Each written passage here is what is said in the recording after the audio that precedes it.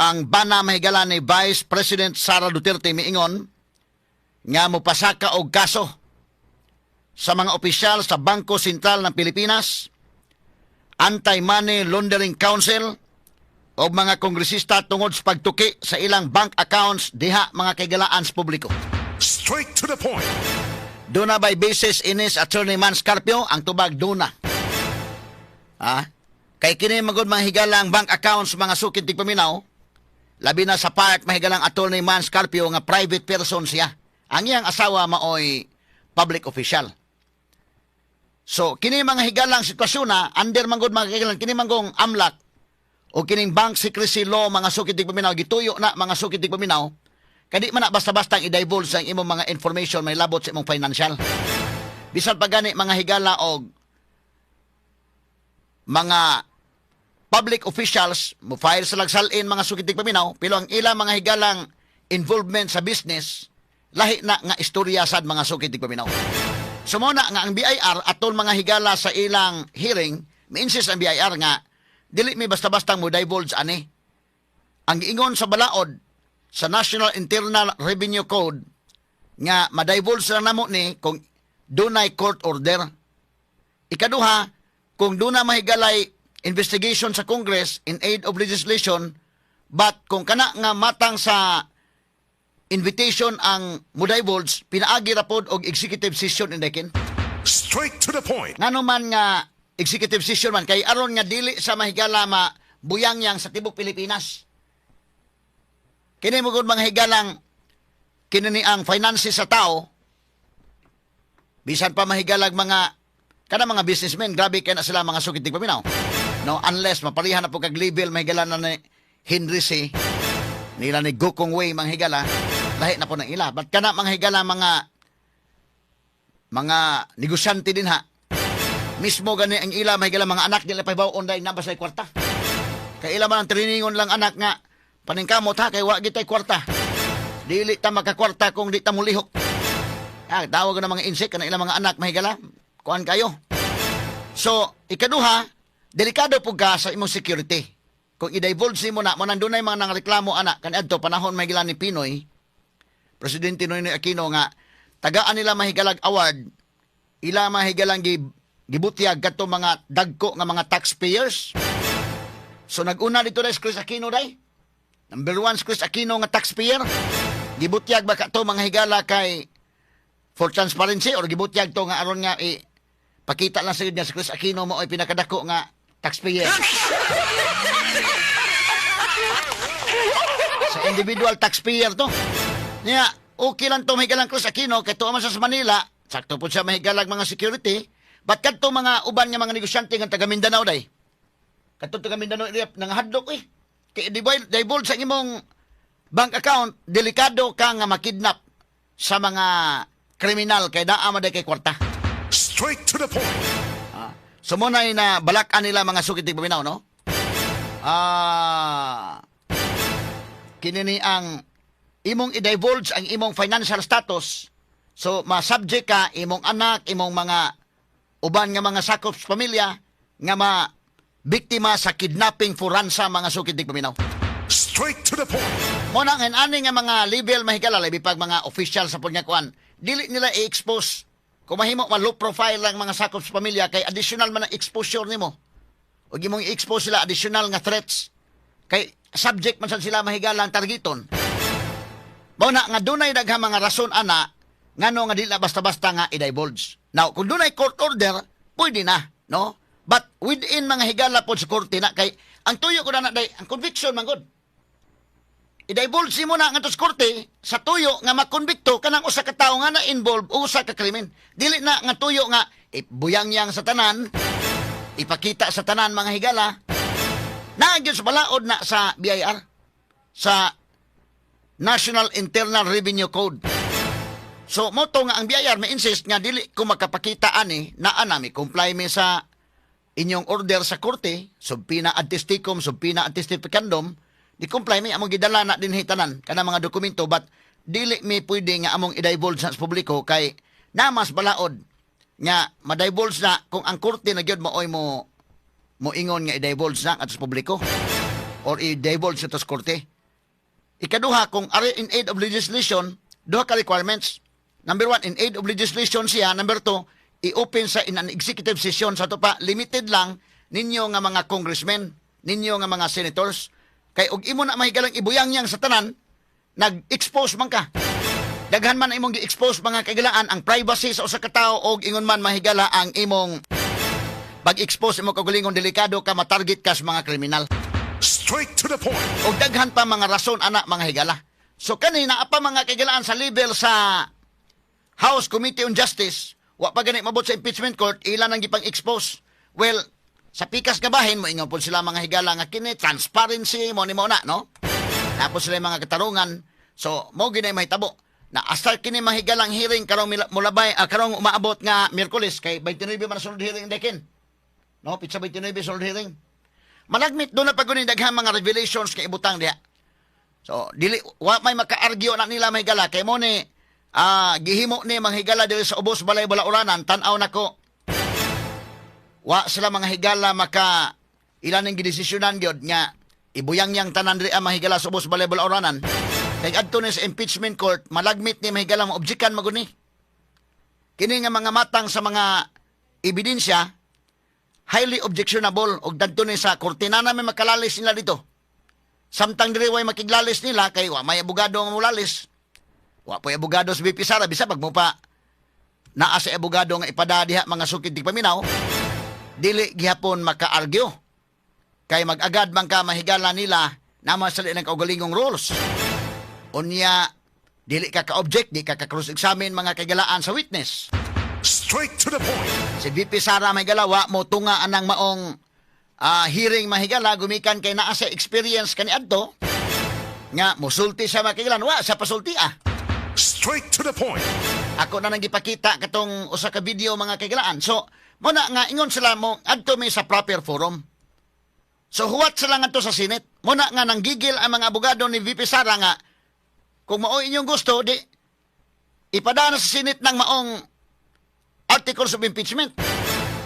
Mas mubintaha nga to sa Senate, puslan man mga higala, kay aron nga maka dunay equal footing ang mga abogado ni VP Sara og ingon man mga higala ang mga congressmen nga may mo serve as prosecutors. Straight to the point.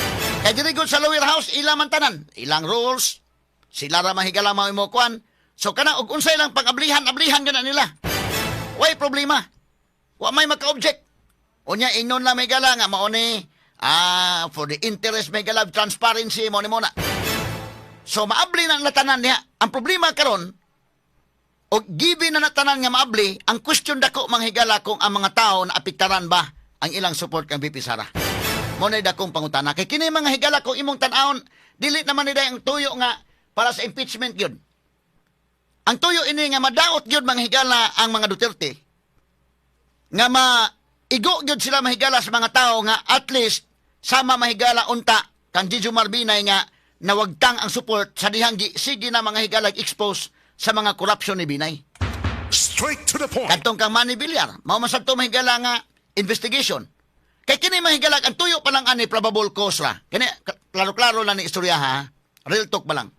Kung ang tuyo mahigala probable cause ra, dugay na nilang gipadaan ni mga higala ngadto sa plenary o gipadaan ngadto sa Senate. Straight to the point. So gilaygay og maayo nila ni kay ang tuyo mga kaigalan nga aron gyud nga mag demolition job ni. Demolition job batok sa mga Duterte. Batok mahigalang VP Sara. Mo'y main objective. Mao pa ni sa una mahigalang katong Quadcom, wa man nagsilbing Quadcom so karon na sad. Kay kung ang tuyo ini probable cause ra, dili na ma-appeal ning imong ipatawag ang AMLAC mga kaigalaan, ang anti Money Laundering Council. Ipatawag nimo mahigala ang Anti-Money Laundering Council niya, ipasumo nimo subpina artistikum, subpina artistificando mahigala gikan sa 2005 ngadto sa 2006 to 2025 nga iya mahigala mga transactions. Nganuman kung adto ka sa impeachment kun mahigala kana sa immaterial and irrelevant, highly objectionable. Kanuman ang balaod nag-ingon og ang mga decisions mahigala Supreme Court nga ang usa ka public official, impeachable official, kinahanglan siya nga kung dunay impeachment patok niya, kadtong iyang mga sa nga nahimo atol sa iyang pagka-impeachable official. Straight to the point. Sa to pa, ang pagka-vice presidente ni Sara nga ng 2022 hangtod sa karon. Ug nuno kay makita diha nga mga anomalya dan dapita nga impeachable official siya mo na imong gamiton, mo na relevant evidence. Katong yang pagka-vice mayor pa niya sa una, pagka-mayor pa, dili na to mahigala relevant ini mong kaso. Objectionable na. Og napay naka-object ani. O may maka-object na diha kay di man na korte pagod. House Committee on Justice pa man na. So why abogado nga maka-object kinsa may mo object kuno, may di kay papreso ni Luistro og mo object ka diha. Pero adto sa Senate, mahimong ma-object ka ni. Kay ang ebidensya mga higala immaterial and irrelevant man. So dili ni tuyo man kaigilaan nga simple nga tuyo nga probable cause. Tuyo ini nga laygayon kini aron nga ang mga tao ma-brainwash nga mo ni lap yag tanan ma-discourage mo support sa mga Duterte. Kay balikon ko immaterial and irrelevant ang mga records mga higala niya, ang iya mahigalang mga gihimo sa vice mayor pa sa di man sa impeachable official at the time. Sa dihang mayor sa di man sa impeachable official. So ang magamit ani niya ang gikan sa 2022 to 2025. But ang ilang gisumon day gikan sa 2026 to 2025. Imagine ka ana. But bisan pa man og ilang gihimo na nya motong amlak mahigalan natubag man. Nga kanang transaction sa amlak wa magpasabot nga na monitor sa amla mga higala wa magpasabot nga equivalent na nag-anomalya. Kay naa na diha na monitor na cumulative ang iyang kwintada sa AMLA, sa Anti-Money Laundering Council, cumulative. Inigsud mahigala every 500,000 pesos nga musuod manggod under mahigala sa mga rules sa bangko, i-report yun na sa AMLA. Mugawas mahigala 500,000, i-report yun sa AMLA. Bisag kinsa karon nga doon na experience, mo deposito ka or mo withdraw ka o kwarta mahigalang 500,000 pesos and above, i-report na mahigala, appeal na silang report, covered transactions na. So sa ato pa, dili equivalent mahigala nga doon na kay anomalya diha.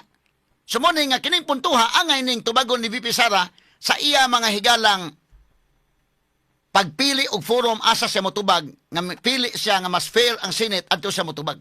So mahato paminawon siya. Pero kini mga higala wa man makatandog, kabantay mo ang mga tao ron, lahi kani adto ba?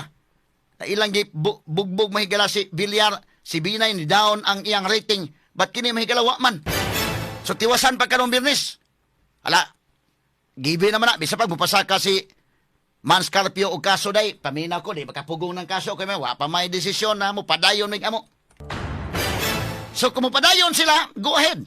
Ang problema ini ron, kung ma-expose na tanan, hurot ng ilang arguments, mahurot ng ilang evidence, wa na excitement, inig-abot mahigala sa Senate. Bantay ragon na. Straight to the point. Ba't pasabot tayo, wa na bomba day? Inig-abot sa Senate, wa na excitement. Ma-expose na tanan karon niya, matubag na, wa pa gani mahigala. Maabot sa Senado, niya ang mga lawyers mahigalang VP Sara, niya karon na internet mahigala, daghan na maka-explain, matubag na daan. Ang mind conditioning sa mga tao di na maapektaran. Dili matandog na. Inig-abot mahigala sa Senate, samot.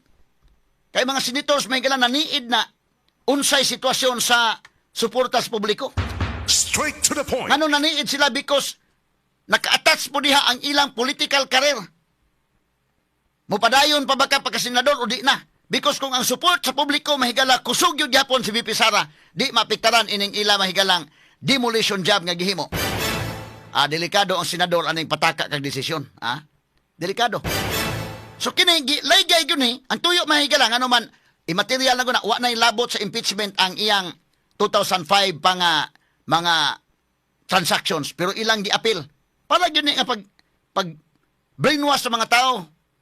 Hasta kaning kang Duterte mahigalang amahan. Wa na labot kay target ang anak man. Vice President Sara man. Pero nganong ilang gihimo, hasta pa gani mahigalang pagka-estudyante Sara halag gi-appeal. Niya natubag man, every punto mahigalang tubag. O wala na ni effect inikabot sa Senate. Masamot ning kalakiha, tanawa na. Murag ako ning i-forecast, delikado ni mahigala, di kakuasag number sa Senate, ani. Kaya ka mga senators din, naniida ni Ron nga, wa man matandog ang publiko. Gisigihan nag-yag-yag, karon no, pitsabay tinuibi. Himuon la tanan, gibi na na. Bisa pag-usaon pang Man Scarpio mahigalag adtos korte. Nga iya ni mahigalag ikiha na. Dili ni basta-basta nga mo maminaw ni mga congressmen. Kaya pwede yung mga congressmen nga, awa pa man, naigikasos korte, pero pa may desisyon. Wa may TRO. Amo padayon mi. So, inigpadayon nila mga sukid dig paminaw, na nagibi na tanan, ug sa gira pa ni, nahurot ng ilang bala, ang kontra mahigalawa pa gani makapabuto. Ha? Wa pa. Muna bantayanan ha kay, muna ko yun, kang madriyagal ang daang affidavit, na nagiyagyag ng daan mahigala, niya naguba na nga, wa pa gani makroos-examine. Yagi ko lang katawa-katawa, ha? Wa pa gani makroos-examine, naguba na. Ngano naguba man? Kanalandaan mahigalang iyang gidaot si Sara pa kay estudyante? Ngano gud tao makasultik ana may mag-classmate mo Sara, maginig maestro kang Sara di man. So, medyo kuan og ma-expose na tanan hurot ilang bala, ilang gihurot ilang bala dili pa lang daan sa lower house. Usa pa may lain nga patangan na to sa Senate day. Nga magunahon na matatanga, sige kini kabot sa Senate. Ngadto na gini ma-expose na dito mga bank accounts na. May nga naman na expose naman dili pa lang daan sa house. Nya wa may effect. Delikado kung ma-expose tanan di sa house. Ay expose na tanan, given na lang na. Paminahon to pagka karong maabot nga Biyernes. Nika-expose na tanan unya, dili mo epekto ang mga tao loyal gihapon ni Duterte mahigala. Dili makatandog. Bisag usaon lang daot si Sara. Delikado nga di sila kakuha og number sa Senate. Og delikado mahigala maabsulto si Sara sa Senate. Paksit ni sila inika. Bao si Sara mahigala disgrasya gyud flood control ini.